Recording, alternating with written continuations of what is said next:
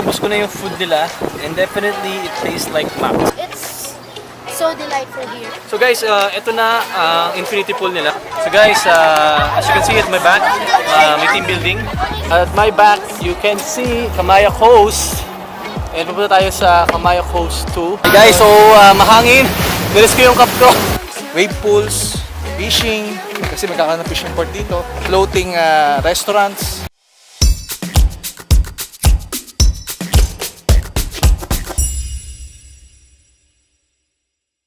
Hey guys, welcome to Taman Bridge! This time don't hesitate, run away, baby, don't lie and say I'm good for you, too good for you. Tell me either way, what's going on with this love? Okay, so third, ano ba meron dito ngayon sa Wood Pavilion? Yeah, itong part na to, makikita mo yung view. Yung view na part na yan. Aha. Yan ito yung Wood Pavilion. Anong? Sa Wood Pavilion, ito naman magkakaroon mga function room. Swimming pool din? Dyan na, infinity pool. Oh. Makabalik sa swimming ka dito sa Taman Range. Kita mo naman yung ganda ng view. Makikita mo. Ganda lang yun. Ang maganda ang plano ng Camaya dito. So let's take a look.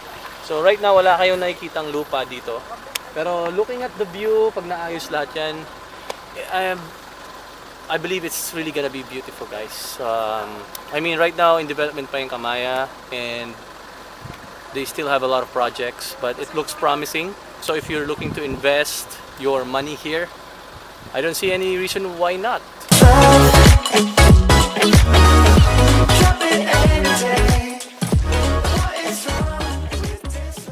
Hi guys, so nandito tayo sa mga land na binibenta ng Camaya Coast 2, or basically just Camaya Coast. Mamaya pakita natin. Napagod lang ako. I'm just taking a break and Ano ba ginawa mo kagabi? ano? Ano ba ginawa mo kagabi? Ano ginawa ko gabi? Tulog. Natulog. So as of now, dito tayo sa part na to. Saan? Yan. So may team park doon. Yung team park natin is mapupunta sa baba. Saan ba tayo galing kanina? Yung barko, yung speedboat. So dito tayo galing. Nasaan yung kanina? Yung ito natin. Saan? Yung ito natin isa, yung parang nasa view. Kasama yun dito sa mixed use development. Ito yung part, parang dito yung part yan. Or dito yung part. Baki ng lupa nila. So ito yung binibenta namin lupa ngayon. Itong phase na to. Ang pinaka minimum cut dito is 180 square meter. So for example, kukuha kayo ng lupa dito, 180 square meter, 20 years to pay, it's just 13,900 plus. Pero as of lumagpas na tayo ng March 1, magtataas na po kami. Kasi as of now, ang aming per cut dito sa Station 2 is 10,500 per square. Pero pagdating po ng March 1, ito na po ay 11,000 per square na siya. So ito makikita mo dito sa Taman Ridge. Ito po. Magkakaroon kami dito ng team park, which is kasama na po dyan yung fishing village. Magkakaroon sila yung fishing village. Magkakaroon ho dito ng parang activity park sa mga kids and water parks. Then magkakaroon din po kami dito ng golf course. Kasi yung golf course namin, this is a 9-hole golf course. Yung siyam dyan, dun sa nakita natin sa Station 1. Yung another 9, dito po makikita natin sa Station 2. Ngayon, marami pang dine-develop dito. So, here, ito na, si Taman Ridge. I'm a traveler, what can you say? If you're planning to buy a home here at the Philippines, definitely worth investing. If you want to relax in front of the beach and you want some theme park, you want to do some golf, basketballs, whatever, anything that has a good community and amenities, convenience, definitely this is a good place to invest your money if you're planning to settle down in the future once you get home. This time don't hesitate, run away, baby, don't lie. So guys, ano ulit to? 500 hectares? Oh, 500 hectares. So 500 hectares ang lupa ni Camaya. And papakita ko sa inyo kung kaano kahaba ang video dahil i-record ko to fast forward kung ano kahaba. So medyo naka 1 minute na tayo away from the main gate. So take a look. I just don't get you. You fall asleep when I get up.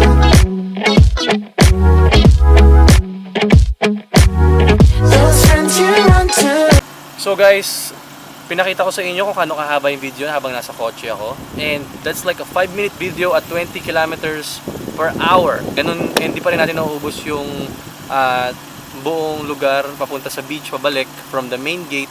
Ganun kalaking lupa ni Camaya. And apparently, sabi sa akin ni Third, nabili na halos lahat dito, right? Halos nabili na lahat. Okay. Meron na lang dito mga big cuts. Okay, may mga big cuts pa rin dito na hindi pa nabibili.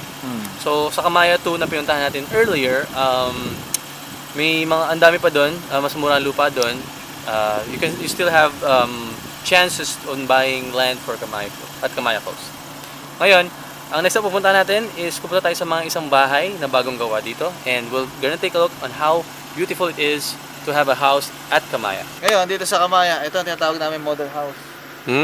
So, although ang binibenta namin dito is mga lot, itong house na to, pinapakita lang namin to para magkaroon ng perspective yung buyer kung anong klaseng bahay ang pwede niya ipatayo. Anong square meters to? Sorry? Ito, kabuuan na ito is, this is 200 square meter yung bahay mismo. Okay. This is 200 square meter. Pero kung mula sa fences, sa kanila pa rin yan, right? Sa fences? Sa kanila pa rin. Mostly nasa 400 to 450 square meter yan. Okay. Now, ano ang mga rules namin dito pag patayo ng bahay? Kailangan itong itsura niya. Modern tropical type. Hindi naman totally ganito ang itsura. Basta yung ano niya, yung type ng bahay is modern tropical. Katulad na makikita mo mga bahay dyan sa likod natin. Ang mga design niyan is mga modern tropical design. Basta yun lang gusto ni Camaya dito. May maximum ba yung length ng floor? I mean, dito kasi height. yung maximum height natin is just 9 meters. Ang dahilan kung bakit 9 meters, kasi slope type tayo. Ngayon, kung slope type tayo, para makita natin yung overall view, para lahat ng mga lahat ng mga buyer natin magkaroon ng view ng sea. Ginagawa natin, meron tayong height limit, no? So, para yung nasa likod na bahay. So depende kung nasa baba siya. Kung nasa baba siya, may view siya. Kung banda taas, may view pa rin siya. So walang rule, depende sa baba niya, sa taas ng pwesto niya. Basta 9 meters height ng bahay. Yun lang. Okay, mula 9 meters baba hanggang taas, 9 meters siya. Okay. Yun lang. Ngayon, ginagawa na iba para magkaroon sila ng view. Yung taas nila is ginagawa na ng rooftop. Katulad ulit ng mga bahay sa likod na nakita nyo. Okay. So para makita nyo yung loob ng model house, tara, pasok tayo. Okay. So guys, makita natin yung mga tropical modern house nila. I think this is the first time I'm gonna be in a modern tropical house. Makita nyo dito yung So, maganda yung view ng ating model house. Which is ganyan din na magiging view pagka bumili kayo dito sa Camaya. Meron kami dito infinity pool. wow. So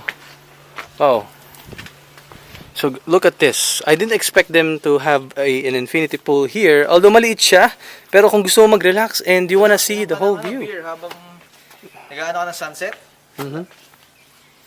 Hindi ba parang jacuzzi na rin to? Ang ganda. Pwede mo mag-jacuzzi sa totoo lang. It's amazing. Pwede rin pala tayo pumasok sa loob. Pwede pumasok sa loob. Pero bago tayo pumasok, ano pang pwede natin malaman dito? So ito yung makikita mong view. We have the 360 degrees, or let's just say almost 90 degrees na view ng sea. At the back, makikita mo naman yung view ng mountain. So sa baba, andyan yung ating beach. Dito sa right side, left side natin, may makikita ka dyan ng mga parang tinatayo-tayo. Yan ang tinatawag naming beach villa, which is yan yung mga condominiums namin. Pero as of now, yung mga condominiums na yan ay mga sold out na. So wala na kaming binibenta dyan. Meron kami dyan tinatawag na condotel, which is ang condotel namin. Ano naman siya? 15 years nakalock siya kay Camaya. So timeshare siya. So 15 days lang pwede kang pag-stay dyan within a year. So ayan. Third, ano meron dito sa baba? Dito, naggawa sila ng another room for the maid. Okay. And yung laundry room nandyan na rin. Okay, sige nga. Tignan natin. Pero alam mo nakalaka tayo na. Check mo kung mabubuksan. Bakit may tutulog din ba? So, I'm guessing this is the Maid's this is room. what was this? Bathroom? Bathroom. So, this one, yeah, I'm guessing you can do whatever you want in this room. Masyado siya maliit and meron siyang lalagyanan dito.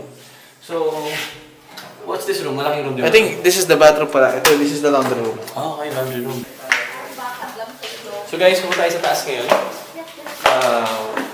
I'm gonna expect like 2 floors lang to, pero yet seems to look like it's a 3-floor house. I'm guessing this gonna be a living room. Yeah. Another living room or a room. One room. So let's proceed. So let's proceed to the top floor. Top floor or top home, whatever. So I'm guessing this is gonna be the master's bedroom. Yeah. Kasi ang ganda ng view. Oh my God, guys! Look at the view. Look at the view. Wow. Kita niyo yan? Nakaka-relax dito sa Camaya.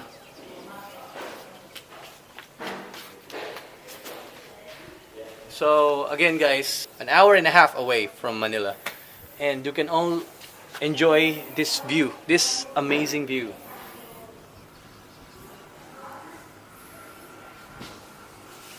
Nalimutan ko tanong third. Pwede ka rin, of course, you can hire.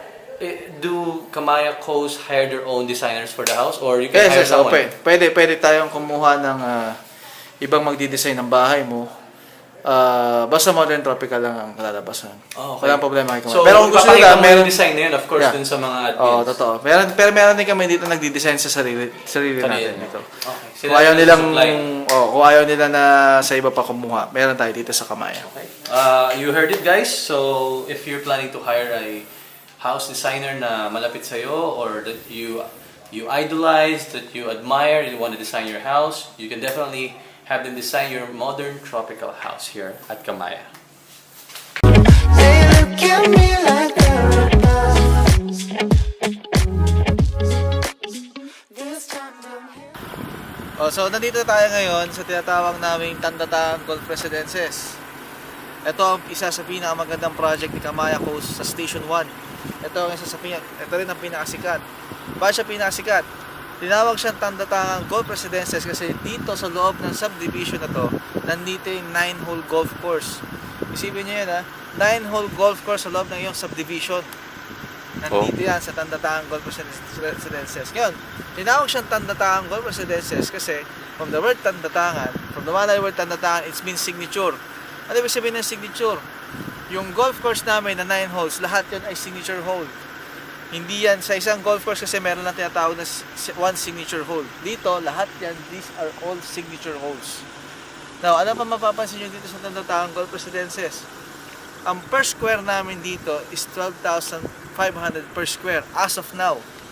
Isang beses pa lang kami nagtaas. Dati itong 12,000 per square, ngayon 12,500 na siya. At mapapansin nyo rin, dito naman, ang pinaka-minimum cut na namin dati dito is 180 square meter. Pero ngayon, since ang daming bumili, dahil napakaganda na itong project na ito, ang pinakamaliit na ngayon ay nasa 187 o 192 o 197 square meter na pataas. So, ganun kabilis pabenta itong Tandatangang Golf Residences nito. Mapapansin nyo doon sa part na yun, yun ang hole 9. Yan ang hole 9 namin. And the other part, that's the hole 1. Then, paakyat siya. Papunta doon sa taas. Laki. Malaking project to ni Camaya. At isa sa pinakamagandang project ni Camaya to. Mukha. Any inquiries, if you want sample computations, just text me the number below, or contact me, the name dito sa baba ko. So guys, you heard it from third. Apparently, I don't play golf, but my grandfather used to play golf. And wow, ang laki ng lupa na to, and I just can't believe na fixing all this land just for the golf. I'm expecting this is gonna be very green in the future and maraming maglalaro. If you're a golf lover, this is gonna be the right place for you. This is gonna be your playground if you're a golf player. If you also like hiking, you are not gonna be far away from hike. Yes guys, grabe. Dami ko tukasan ngayon dito sa Camaya Coast. It's very promising. Your money, your investment, it's gonna be it's gonna be worth it in the future. Actually, even if now, if you're investing right now, I suggest you invest right now before it becomes very expensive. Because I don't see any reason why you can invest here. It's near in Manila. If you wanna relax, if you don't like, a new type of surrounding na hindi taga Batangas or hindi Tagaytay, and you wanna go north and in front of the beach as well, then Camaya Coast is for you.